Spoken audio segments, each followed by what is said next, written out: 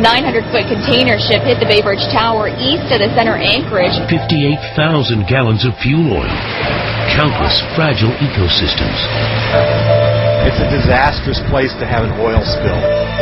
It's one of the most stressful experiences they can go through, and it can cause them so much stress that they die. What's the real danger to wildlife and to people?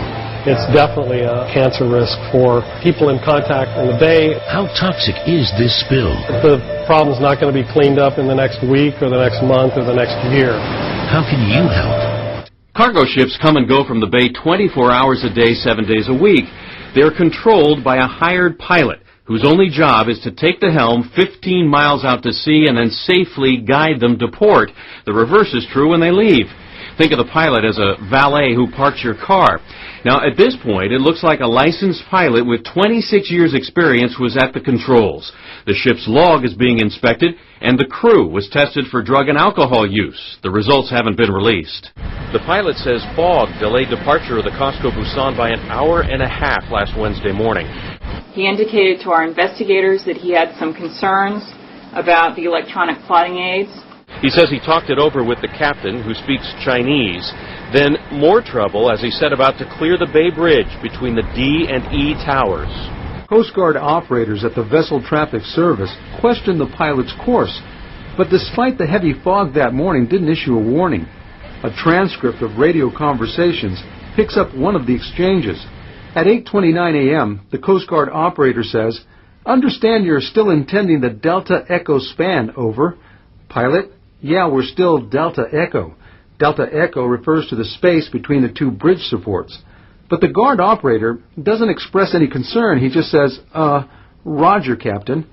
2 minutes later, the pilot calls in the crash with the understated sentence, "Traffic, we just touched the Delta span." Right over here is the Cosco Busan as it leaves the port of Oakland and slowly picks up speed. This little blue marker behind it, that's actually a tugboat that follows the ship and helps it if it needs to make a tight turn.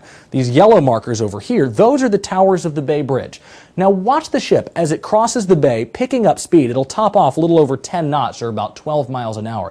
And then it starts to head toward the Bay Bridge at an angle. Look at this. At one point it's actually going parallel to the Bay Bridge. And then probably with the help of that tugboat, it takes a sharp right turn at the last minute and boom, crashes into the bridge fender, which immediately knocks its speed down to about 7 knots.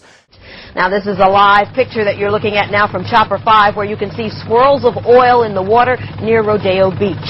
The oil has spread throughout the Central Bay and outside the Golden Gate, closing at least 5 beaches. The Korean company that owns the Cosco Busan tanker offered an apology through its oil spill management contractor. I'd like to express our concern and regret that this incident occurred, and assure the community and the public of the San Francisco Bay Area that we're making every effort. Don, the Korean owners of the ship have issued an apology. Will they also have to help pay for the cleanup?